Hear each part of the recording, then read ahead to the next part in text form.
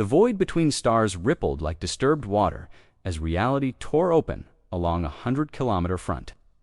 Commander Zexthal gripped the command rail of the Dominion's Edge as the massive flagship emerged from hyperspace, its quantum drives cooling from the violent translation back to normal space. Around him, the bridge crew of various species worked with practiced efficiency, their scaled, furred, and chitinous forms moving in harmony despite their biological differences. Fleet Emergence, Complete Commander, a 6-armed Cathini, whose compound eyes gleamed with satisfaction. All 50,000 vessels have successfully translated, no casualties during the jump. Zextal's elongated skull nodded in approval as he studied the holographic display that materialized before him. The Sol system spread out in miniature, an unremarkable yellow star surrounded by the typical debris of rocky worlds and gas giants. Somewhere in this cosmic backwater, the species called humans had developed just enough technology to attract the hegemony's attention. Fate, "Sensor sweep results coming in now, sir," announced the navigation officer, her melodious siren voice carrying across the bridge's ambient hum. 9 planets, standard orbital mechanics, heavy electromagnetic interference from the star, but nothing our systems can't compensate for. The 3rd planet shows signs of industrial civilization, massive energy signatures, orbital constructs, and what appears to be their entire population concentration. The display zoomed in on the blue-green world, revealing a network of lights that covered entire continents. Zexthal's predatory smile revealed rows of crystalline teeth. After 12 successful campaigns, he'd learned to read the signs of a species ripe for absorption into the hegemony. The humans had followed the predictable pattern: rapid industrialization, nuclear weapons development, and the foolish confidence that came with thinking they were alone in the universe. "Intelligence assessment, Commander," his aide reported, scrolling through data streams from the hegemony's vast surveillance network. "Species classification: Homo sapiens, bipedal mammals, carbon-based, average lifespan of 80 standard years. Technology level: primitive rocket propulsion, basic nuclear fission, early quantum communication. Military assets: chemical-based projectile weapons, limited orbital platforms, approximately 3,000 nuclear warheads of varying yields." Zextal's laugh was a sound like grinding stone. 3,000 Velter contributed more firepower than that with their escort frigates alone. He gestured to the tactical display where his fleet's composition was laid out in devastating, detailed 12 allied species, each contributing their finest vessels. The Cathani brought their carrier groups with 1,000,000 fighter drones. The Thranar contributed their siege platforms with planet-cracking cannons. The Void Dancers provided their stealth destroyers, and we brought our quantum dreadnoughts. The bridge fell silent, except for the soft hum of life support systems. Every member of the crew had witnessed the power of the hegemony's combined fleet during the final trials above the testing worlds. Entire moons had been reduced to atomic dust to calibrate their weapons. Artificial gravity wells had been created and dispersed to test their most exotic technologies. This fleet represented the pinnacle of galactic military might, assembled to bring the wayward humans into the fold of civilized space. "Sir," the communications officer's voice carried a note of amusement, "we're receiving multiple signals from the human homeworld, radio transmissions, primitive data streams, and what appears to be an attempt at faster-than-light communication using quantum entanglement. Should I respond?" "Not yet," Zextal replied, studying the energy readings from Earth's orbital installations. "Let them panic first. Fear makes surrender negotiations so much more efficient." Light towers away, Admiral Chen Weilin stood in the observation deck of the Earth Defense Force headquarters, watching the distant stars with eyes that held depths the aliens couldn't fathom. The orbital station rotated slowly, providing artificial gravity for the 1,000 personnel who worked around the clock to coordinate humanity's defenses. Through the transparent aluminum viewport, Earth hung like a blue jewel against the cosmic darkness, its city lights twinkling with the lives of 8 billion souls. "Admiral," his aide approached with careful steps, "Deep Space Monitor 7 has confirmed the initial readings. The fleet is massive. Our computers are still counting individual vessels, but preliminary estimates suggest over 40,000 ships. The largest of them is nearly 50 kilometers long." Chun's weathered face remained impassive as he absorbed the news, At 73, he'd spent his entire adult life preparing for this moment, though he'd hoped it would never come. The gray streaks in his black hair and the lines around his eyes spoke of decades spent in service to humanity's survival. Have they attempted communication? Not yet, sir. They're maintaining position at the edge of the system, approximately 40 from Earth. Our long-range sensors are having difficulty penetrating their defensive screens, but the energy signatures are ... substantial. Nodded slowly, his fingers drumming against the viewport's frame. Alert Protocol 7 clearance holders. Emergency meeting in Conference Room Alpha in 10 minutes. And send a priority message to Mars Control, them the Watchers have arrived. As his aide hurried away, Chen remained at the viewport, watching Earth's nightside lights sparkle like scattered diamonds. The cities below continued their eternal dance of life, unaware that their fate had been decided by beings who considered them little more than clever animals. Traffic moved through the streets, families gathered for dinner, children played in parks under artificial suns. All of it so beautifully, tragically normal. His personal communicator chimed with an encrypted message from Dr. Sarah Okafor. Mars archaeological site shows full activation of dormant systems. The threshold has been crossed, awaiting your authorization to proceed to Phase 1. Chen closed his eyes and felt the weight of humanity's future settling on his shoulders. In the depths of space, an alien armada waited to deliver its ultimatum. On Mars, ancient secrets stirred in response to the approaching threat. And somewhere between those two forces, the fate of the human species hung in the balance. He opened his eyes and straightened his uniform, the gesture of a man accepting an impossible burden. The reflection in the viewport showed not just an admiral, but the inheritor of a responsibility that stretched back through eons of hidden history. The aliens thought they were dealing with primitives armed with chemical rockets and crude nuclear weapons. They were about to learn just how wrong they could be. Computer, he said quietly. Activate Protocol 7.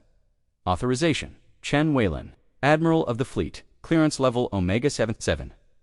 The acknowledgement came in a voice that seemed to echo from the depths of time itself. Protocol 7. Activated. Welcome home, Admiral. The predecessor's children have been waiting.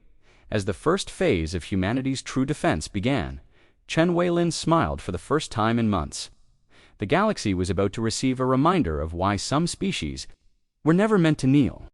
The void between stars rippled like disturbed water as reality tore open along a 100-kilometer front. Commander Zextal gripped the command rail of the Dominion's edge as the massive flagship emerged from hyperspace, its quantum drives cooling from the violent translation back to normal space. Around him, the bridge crew of various species worked with practiced efficiency, their scaled, furred, and chitinous forms moving in harmony despite their biological differences. Fleet emergence complete, Commander, reported his tactical officer, a six-armed Catheni whose compound eyes gleamed with satisfaction. All 50,000 vessels have successfully translated, no casualties during the jump. Zextal's elongated skull nodded in approval as he studied the holographic display that materialized before him. The Sol system spread out in miniature, an unremarkable yellow star surrounded by the typical debris of rocky worlds and gas giants. Somewhere in this cosmic backwater, the species called humans had developed just enough technology to attract the hegemony's attention. Fate. Sensor sweep results coming in now, sir, announced the navigation officer, her melodious siren voice carrying across the bridge's ambient hum. 9 planets, standard orbital mechanics, heavy electromagnetic interference from the star, but nothing our systems can't compensate for. The third planet shows signs of industrial civilization, massive energy signatures, orbital constructs, and what appears to be their entire population concentration. The display zoomed in on the blue-green world, revealing a network of lights that covered entire continents. Zextal's predatory smile revealed rows of crystalline teeth. After 12 successful campaigns, he'd learned to read the signs of a species ripe for absorption into the hegemony. The humans had followed the predictable pattern: rapid industrialization, nuclear weapons development, and the foolish confidence that came with thinking they were alone in the universe. Intelligence assessment, Commander, his aide reported. Scrolling through data streams from the hegemony's vast surveillance network, species classification, Homo sapiens. Bipedal mammals, carbon-based average lifespan of 80 standard years. Technology level, primitive rocket propulsion, basic nuclear fission, early quantum communication, military assets, chemical-based, projectile weapons, limited orbital platforms, approximately 3,000 nuclear warheads of varying yields. Zextal Eslaf was a sound like grinding stone. 3,000. The Veltar contributed more firepower than that, with their escort frigates alone. He gestured to the tactical display where his fleet's composition was laid out in devastating detail, 12 allied species, each contributing their finest vessels. The Cathani brought their carrier groups with 1,000,000 fighter drones. The Thranari contributed their siege platforms with planet-cracking cannons.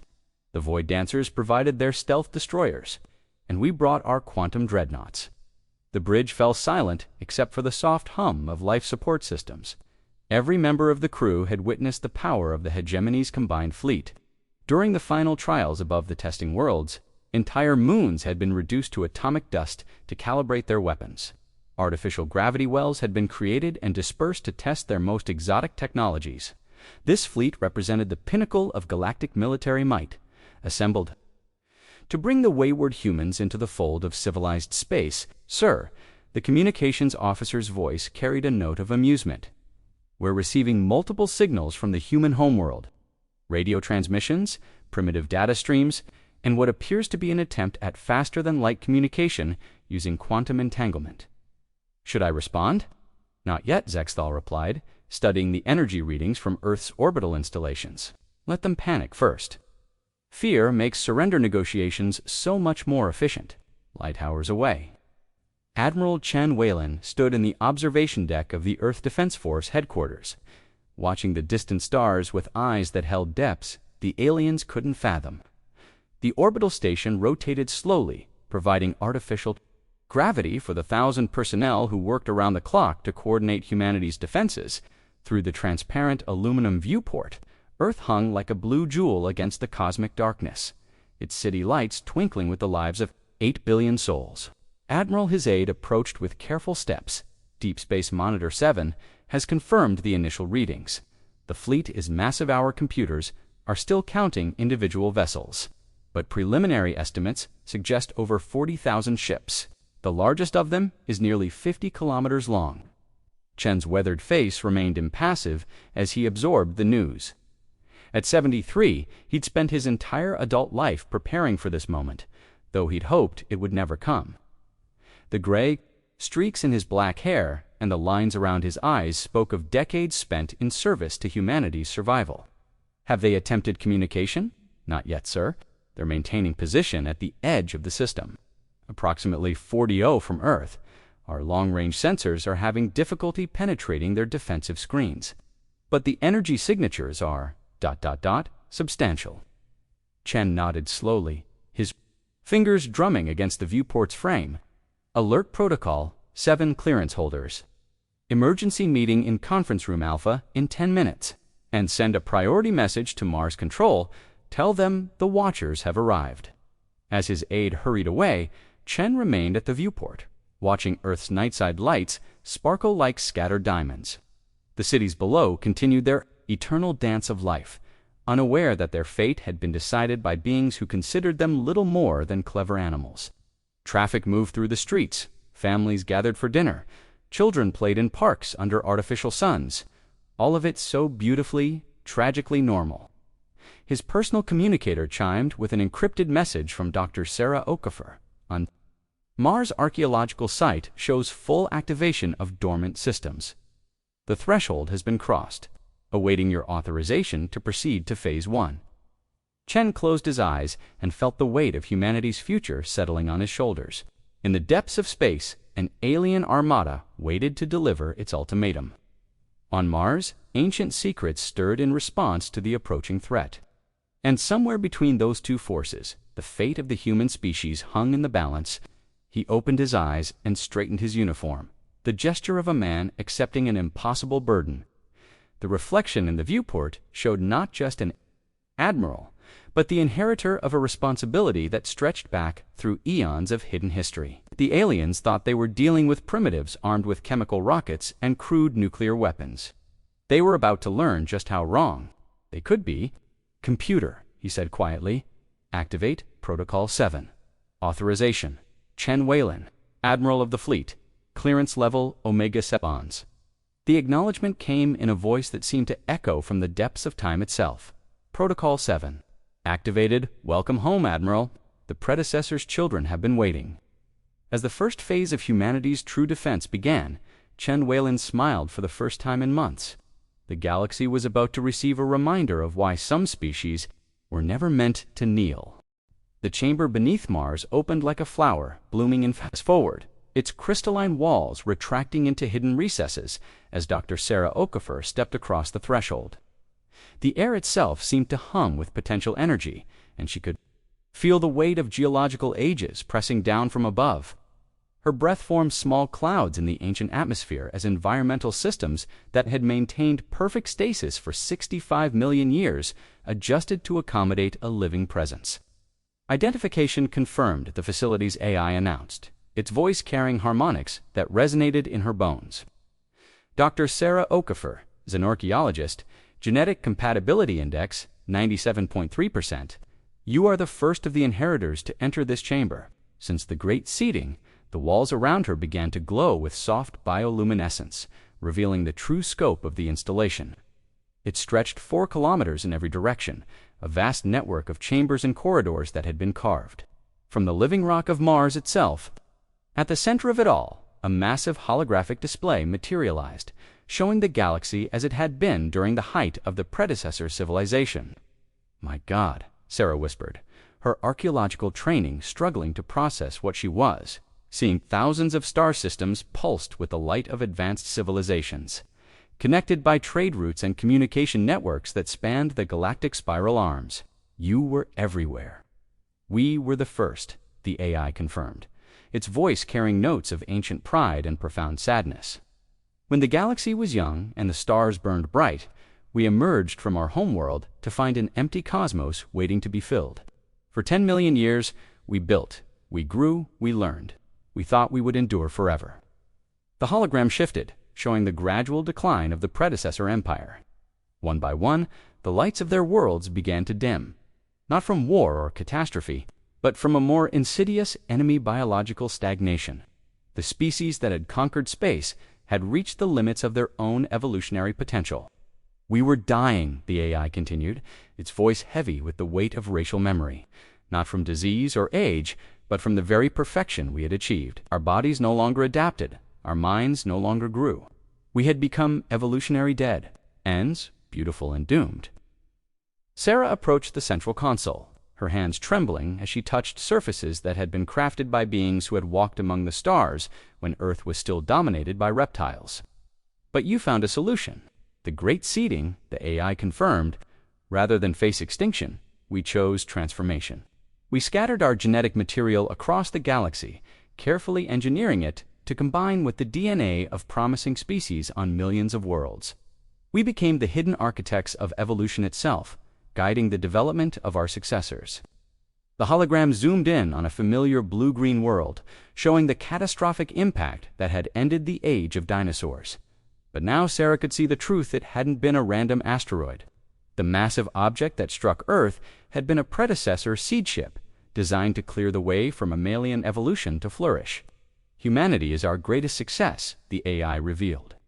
"Of all the species we seeded, you alone inherited not just our genetic potential, but our capacity for growth, adaptation, and survival against impossible odds. You are not just another civilization, you are our children returning to claim your birthright." Light years away, stood on the bridge of the Dominion's edge, watching his fleet's steady advance through the Sol system. The tactical display showed their formation, moving like a vast spearhead toward the inner planets, with Earth hanging like a ripe fruit, waiting to be plucked. The humans' pitiful defenses continued to crumble before them, each destroyed platform, another confirmation of their inevitable victory. "Status report," he commanded, his attention focused on the energy readings from the inner system. Something was causing unusual interference patterns. but his sensors couldn't penetrate the distortion fields well enough to identify the source. Fleet cohesion at optimal levels. Sir, his tactical officer reported. We've destroyed another 12 defense platforms in the past hour. The humans appear to be concentrating their remaining forces around their homeworld, but they're showing signs of complete organizational breakdown. Zexthal nodded, but something nagged at him. The debris patterns were too uniform too perfectly. Distributed, it was as if the humans were deliberately creating a maze of wreckage to channel his fleet's approach. But that would require tactical sophistication far beyond what their intelligence reports suggested. Commander, his science officer interrupted, her voice carrying a note of concern. We're detecting unusual quantum fluctuations from the fourth planet. The energy signatures don't match any known human technology. Elaborate, Zexthal commanded, his predatory instincts suddenly alert. It's difficult to explain, sir. The readings suggest massive power generation systems, but they're buried deep beneath the planetary surface. The quantum resonance patterns are unlike anything in our databases. If I didn't know better, I'd say they were using technology that predates the hegemony by millions of years. Zexthal's crystalline teeth ground together as he studied the sensor data. The fourth planet Mars the humans called, it was supposed to be a barren wasteland. Their intelligence reports had dismissed it as uninhabitable, useful only for primitive mining operations. But the energy readings suggested something far more significant. Could it be a weapon? He asked, his voice carrying the first hints of uncertainty. Unknown, sir. The interference patterns are too complex to analyze from this distance, but the power output is ... substantial. Whatever they're activating down there, it's drawing energy from the planet's core itself. Meanwhile, in the depths of the Martian facility, Dr. Okafor stood before a massive wall display that showed the approaching alien fleet in perfect detail. The predecessor sensors were so advanced that they could track individual crew members aboard the enemy vessels, their quantum-entangled networks providing real-time intelligence that made human technology seem primitive by comparison. They suspect something, she observed, watching the alien flagship's sensor sweeps probe the edges of Mars' defensive screens. Their science officer is detecting the power buildup. It matters not, the AI replied. The trap is nearly complete. The enemy fleet has followed our guidance perfectly, positioning themselves exactly where our weapons will have maximum effect. The children of the hegemony still think in terms of crude force and overwhelming numbers. They cannot comprehend the subtlety of technologies that shaped galaxies. Sarah studied the tactical display, seeing the alien formation from the perspective of beings who had fought wars across stellar distances. What happened to the original predecessors? If you had this kind of power, how did you still face extinction? Power without purpose is meaningless, the AI explained. We had conquered death, disease, and scarcity. We had reshaped worlds and moved stars. But we had also lost the ability to grow, to change, to become something greater than what we were. We were perfect, and perfection is the enemy of evolution. The hologram shifted to show the final years of the predecessor civilization, their magnificent cities empty and their starships drifting silent between the stars. We chose to seed the galaxy with our potential rather than our limitations. Every species we touched carries within it the capacity to surpass us, to become what we could never be. And now, Sarah asked, her voice barely above a whisper. Now, the test begins, the AI replied. The galaxy has forgotten the lessons of the past. The hegemony believes that strength comes from domination, that civilization can be built on the subjugation of others. They are about to learn that some species are not meant to kneel. The facility's weapon systems began their final activation sequence, drawing power from the planetary core through conduits that had been dormant since the age of dinosaurs. Across the solar system, similar installations on asteroids and moons began to stir, their quantum processors linking together in a network of destruction that spanned the entire system. The fleet will reach optimal firing position in 6 hours, the AI announced. Admiral Chen has maintained the deception perfectly. The enemy believes they are facing a desperate species armed with primitive weapons. They cannot imagine that they are walking into the crosshairs of technologies that once defended the galaxy itself. Sarah felt the weight of her species' true heritage settling on her shoulders. Humanity wasn't just another civilization stumbling into space, they were the inheritors of the galaxy's greatest empire. The children of legends returning to claim their birthright. The weapons stirring to life around her had once turned back invasions that spanned star systems. Now they would speak again, reminding the universe that some powers were never meant to be forgotten. 65 million years, she whispered, her hand touching the console that connected her to the dreams of an extinct species. You waited 65 million years for this moment. We waited for you, the AI corrected, for humanity to grow strong enough to face the test. The galaxy has forgotten what it means to challenge the children of the predecessors. Soon, they will remember as the alien fleet continued its confident advance toward Earth. Ancient weapons that had once defended the galaxy's first civilization began to emerge from their long slum. The chronometer aboard the Dominion's Edge ticked down to 0 as Commander Zextal's fleet reached optimal bombardment range above Earth. 50,000 warships hung in formation like a constellation of death, their weapon systems charging, with enough destructive power to crack continents. The blue-green world below them looked achingly vulnerable, its cities glittering like scattered jewels across the night side. Fleet reports ready for orbital bombardment. Commander, his tactical officer announced, mandibles clicking with anticipation. All vessels are in position. Planetary shields are non-existent, and remaining orbital defenses have been eliminated. We await your order to commence the demonstration. Zextal savored the moment, as he had on 11 previous worlds. The final ultimatum was always his favorite part, the moment when a species realized that their defiance had been futile, that their civilization hung by a thread that only he could cut. He activated the communications array and prepared to deliver humanity's death sentence. The transmission from Admiral Chen came through first, arriving exactly on schedule. The human commander appeared on the holographic display, his face drawn. With exhaustion and what appeared to be the weight of inevitable defeat around him, the Earth Defense Force headquarters showed signs of barely controlled chaos officers running between stations, emergency lights flashing, the unmistakable atmosphere of a command structure in collapse. Commander Zextal Chen, said his voice carrying the hollowness of a man who had exhausted all options. The 72 hours have expired. We have completed the civilian evacuation to the best of our ability. Earth's military command formally requests terms of surrender. The bridge crew of the Dominion's Edge exchanged satisfied glances. It was exactly the capitulation they had expected, delivered with the proper mixture of dignity and desperation. But Admiral Chen wasn't finished speaking. However, the human continued, his exhausted expression transforming into something that made Zextal's blood run cold. On behalf of the human species, and in the name of those who came before us, I must respectfully decline your generous offer. The transformation was subtle but absolute.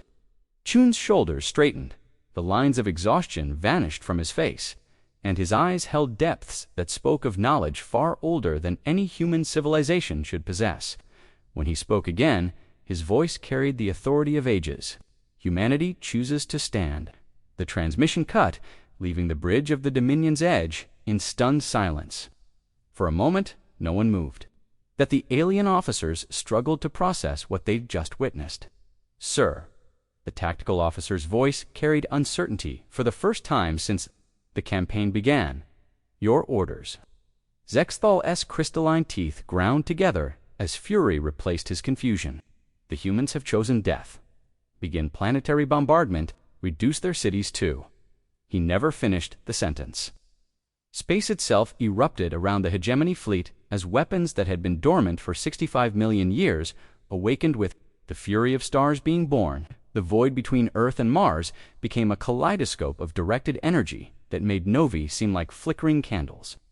What had appeared to be empty space revealed itself as the killing field of the galaxy's most sophisticated weapons network.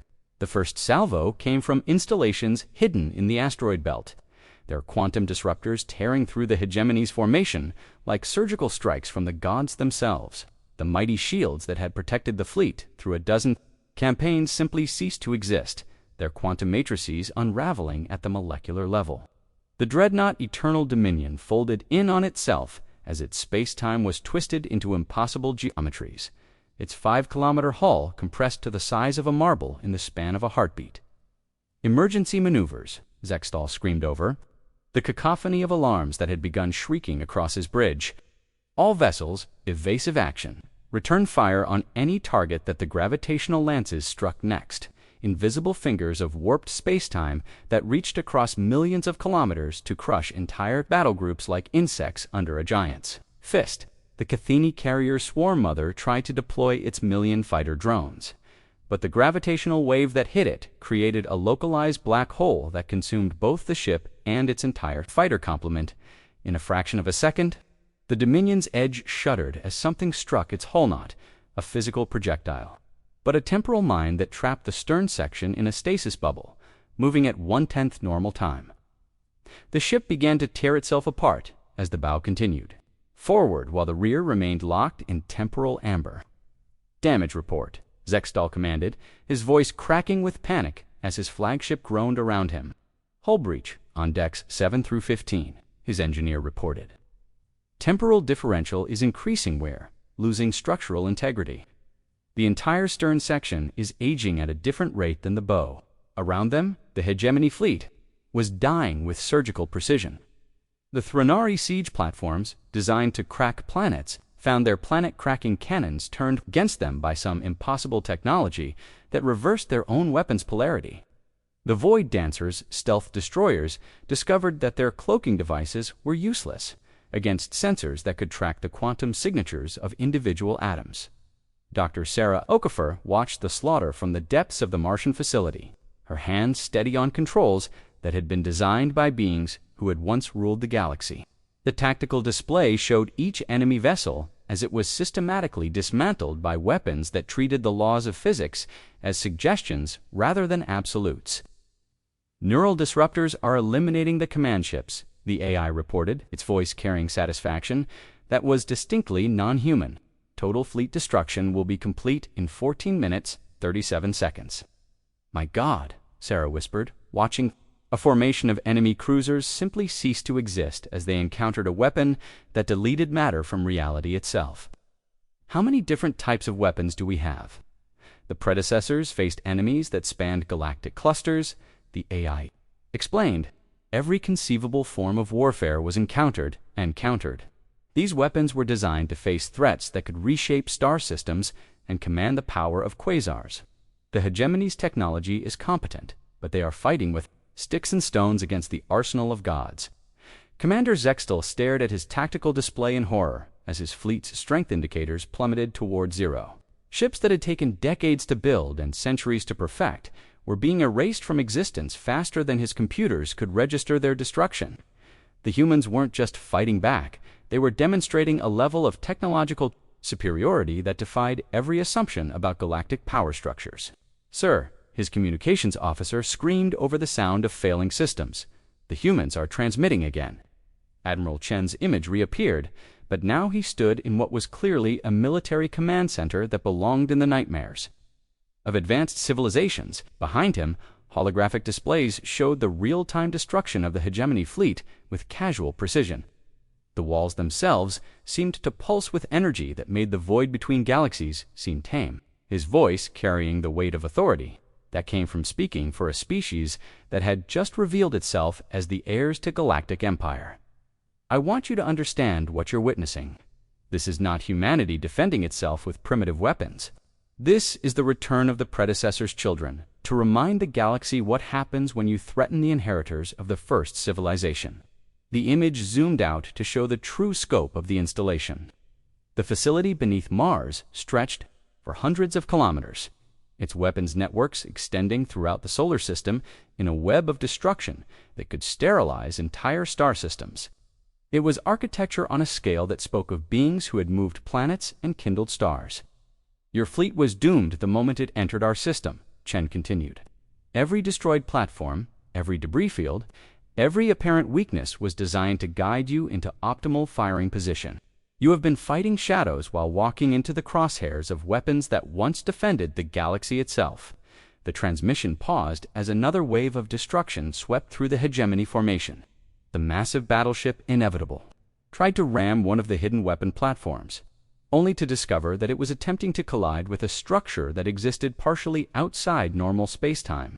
The ship passed harmlessly through the installation, before being caught by a tractor beam that operated on principles that violated several fundamental laws of physics. 17 minutes, Chen announced. In 17 minutes, 90% of your invasion fleet will be destroyed. The survivors will be allowed to escape not from mercy, but so they can carry a message back to the hegemony. Tell your masters that humanity has awakened. Tell them the children of the predecessors have come home. The transmission ended, leaving The bridge of the Dominion's edge had become a tomb of shattered dreams and broken pride. Emergency lighting cast blood-red shadows across the twisted metal where temporal distortions had aged parts of the ship decades in seconds. Commander Zek gripped his command chair with claws that trembled from shock, rather than fear, his mind struggling to process the magnitude of the catastrophe that had befallen the most powerful invasion force in galactic history. Through the viewport space, burned with the funeral pyres of 50,000 warships. What had been the pride of 12 civilizations was now nothing more than expanding clouds of superheated plasma and twisted debris. The quantum fires would burn for years, a permanent monument to the day the galaxy learned that some species were never meant to kneel. Damage assessment, Zextal croaked, his voice barely recognizable even to himself. The bridge crew that remained were a mixture of the walking wounded and the psychologically shattered. Many simply stared at their displays in catatonic silence, their minds unable to reconcile what they had witnessed with everything they thought they knew about the universe. Structural integrity at 18%, his chief engineer reported, her normally melodious siren voice now flat with trauma. The temporal differential has stabilized, but we've lost everything aft of Deck 12. Life support is failing on 7 levels. We have maybe 6 hours of atmospheric recycling left. Fleet status? The question felt like swallowing broken glass. The tactical officer's compound eyes had lost their usual gleam of predatory intelligence. Of the original 50,000 vessels, 97 ships remain functional. Total crew casualties, approximately 430 million souls. The numbers were so vast that they became meaningless. Zextal had conquered 11 worlds and subjugated dozens of species, but he had never conceived of destruction on such a scale. The humans hadn't just defeated the hegemony fleet, they had erased it from existence with the casual efficiency of gardeners pruning weeds. Sir, the communications officer's voice cracked with barely controlled hysteria. We're receiving a transmission from the human homeworld. Admiral Chen's image materialized one final time, but now he stood in what could only be described as a temple to war itself. The chamber behind him stretched beyond the reach of the cameras, filled with holographic displays that showed every surviving ship in perfect detail. The technology was so advanced that Zextal could see individual crew members aboard his own bridge reflected in the human commander's tactical screens. Commander Zextal, Chen said, his voice carrying the terrible weight of absolute authority. Your fleet has been neutralized. Of your original 50,000 vessels, exactly 97 remain functional, a survival rate of 0.2%, as promised. Chun's eyes held depths that spoke of knowledge accumulated across geological ages. You are being permitted to survive not from mercy, but from necessity. Your species and your allies must hear the truth of what happened here. They must understand that humanity is not another primitive civilization to be conquered, but the inheritors of the galaxy's oldest empire. The holographic display behind Chen expanded to show the true scope of the predecessor network. Weapon, installations on every major asteroid, defensive platforms hidden in the hearts of gas giants, and sensor networks that spanned the entire solar system with quantum-entangled precision. It was architecture on a scale that made galactic civilizations seem like children playing with toys. We are the children of the predecessors, Chen continued, his words carrying the weight of revelation that would reshape galactic politics. 65 million years ago, our ancestors ruled the galaxy. When they faced extinction, they chose transformation. They seeded the cosmos with their genetic legacy, and from that seeding, humanity arose. Zextal felt something crack inside his mind as the implications became clear. The humans weren't just another species that had developed advanced technology. They were the inheritors of the galaxy's first civilization. Every legend, every whispered tale of the first ones that had shaped galactic mythology for millions of years. All of it had been true. The weapons you face today are but a fraction of our true inheritance, Chen explained. Throughout the galaxy, on worlds long thought barren, our ancestors' installations wait for the children they knew would one day return. We are not conquerors seeking to build an empire. We are the rightful heirs reclaiming what was always ours. The transmission paused as Chen's expression softened slightly, taking on the aspect of a teacher delivering a harsh but necessary lesson. The hegemony has forgotten the galaxy's true history. You have built your empire on the assumption that might makes right, that civilizations can be forged through subjugation and fear. Today, you learned that some powers are beyond your comprehension. Behind Chen, the tactical displays showed the systematic shutdown of the predecessor weapons. The gravitational lances retracted into dimensions that existed beyond normal spacetime. The quantum disruptors powered down with a satisfied hum of predators returning to slumber. The temporal mines collapsed back into the quantum foam from which they had emerged. "Return to your masters," Chen commanded, his voice carrying the authority of ages. "Tell them what you have witnessed. Tell them that humanity remembers what their ancestors chose to forget. Tell them that the children of the predecessors have come home and that the galaxy's oldest debts are finally being collected." The transmission ended, leaving the bridge of the Dominion's edge in absolute silence. For long minutes, no one spoke. The magnitude of what they had learned was too vast to process immediately. The humans weren't just another species. Were the inheritors of legends that had shaped galactic civilization since its earliest days. "Sir," the navigation officer finally whispered, "the humans are powering down their weapons grid. We're detecting withdrawal of their interdiction field. We can leave." Zexthal nodded slowly, his mind already turning to the impossible task of explaining this catastrophe to the Hegemony Council. How could he tell them that their greatest military force had been destroyed by the descendants of myths? How could he explain that the galaxy's fundamental power structure had just been rewritten by a species they had dismissed as primitive? "Signal the surviving ships," he ordered, his voice hollow with the weight of absolute defeat. "We're returning to hegemony space, maximum velocity." As the broken remnants of the invasion fleet limped away from Sol, the news of their defeat began to spread through quantum communication networks that spanned the galaxy. The initial reports were dismissed as impossible, the ravings of traumatized survivors who had suffered some form of collective psychotic break. But as more ships arrived in hegemony space, their hulls bearing the scars of weapons that shouldn't exist, the truth became undeniable. On Kepler Station, the massive diplomatic hub that served as neutral ground for galactic politics, emergency sessions were called as species representatives struggled to understand what the human revelation meant for their own civilizations. The Altarian Commonwealth immediately withdrew all territorial claims from systems bordering human space. The Centauri Trade Federation began drafting agreements for peaceful contact protocols. The aggressive Sigma Draconis Empire quietly suspended all military expansion plans while there. Strategists calculated the implications of facing weapons that could rewrite the laws of physics.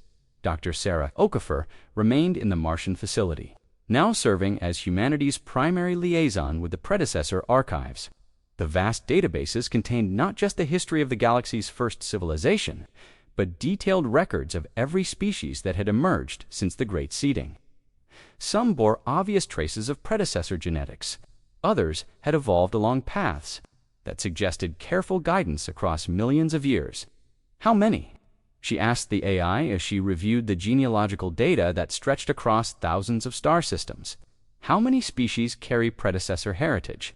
Approximately 47% of current galactic civilizations show clear evidence of genetic intervention, the AI replied. The hegemony itself includes 6 species that are direct descendants of our seeding programs. They have spent centuries conquering their own distant cousins without realizing the truth of their origins. The irony was not lost on Sarah. The galaxy's political structures had been built on the assumption that species were naturally separate and competitive, when in reality, they were all part of an extended family whose common ancestor had ruled. The stars before Earth's continents had settled into their current positions. Meanwhile, on Earth, Admiral Chen stood before the United Nations in what was no longer humanity's darkest hour, but its moment of greatest revelation. The delegates from every nation watched in stunned silence as he explained the true scope of their species' heritage. Humanity had spent centuries dreaming of reaching the stars, never knowing that they were the children of beings who had moved. Stars themselves, the age of hiding is over, Chen announced to the assembled representatives. We can no longer pretend to be just another species stumbling into space. The galaxy knows what we are now, and with that knowledge comes responsibility. We are the inheritors of the greatest civilization in galactic history, and we must decide what to do with that inheritance. 6 months after the Battle of Seoul, Dr. Sarah Okafor stood before the final archive, deep within the Martian facility, her hand hovering over the activation sequence that would unlock the predecessor's ultimate secret. The chamber around her hummed. With anticipation, quantum processors that had waited geological ages finally approaching the moment they had been designed for.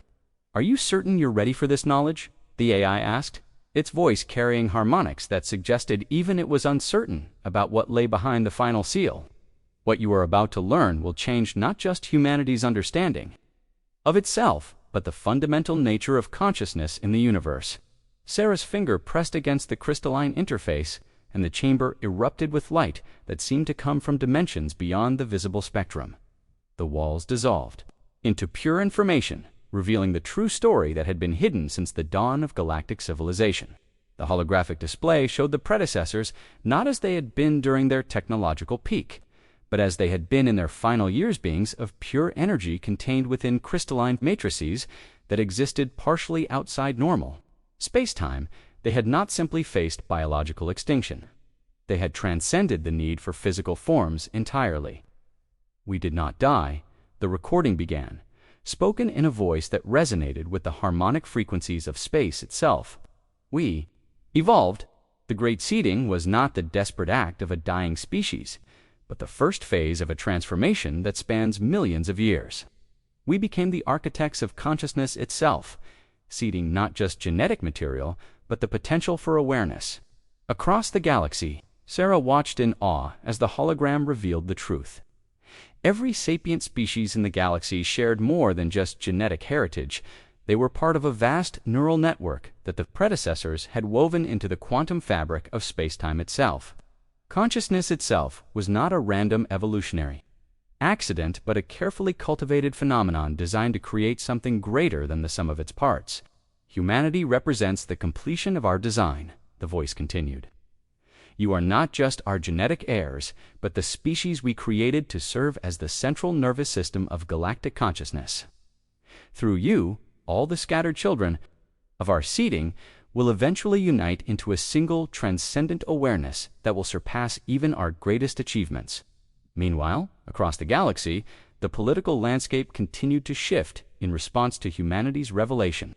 The Hegemony Council had dissolved 3 months earlier, unable to maintain legitimacy after their greatest fleet had been annihilated by a species they had dismissed as primitive. In its place, new alliances were forming based not on conquest, but on the shared heritage that connected most galactic civilizations. Ambassador Alina Vasquez stood before the newly formed Galactic Heritage Assembly on Kepler Station, representing humanity in their first formal diplomatic contact with the species they had once secretly guided.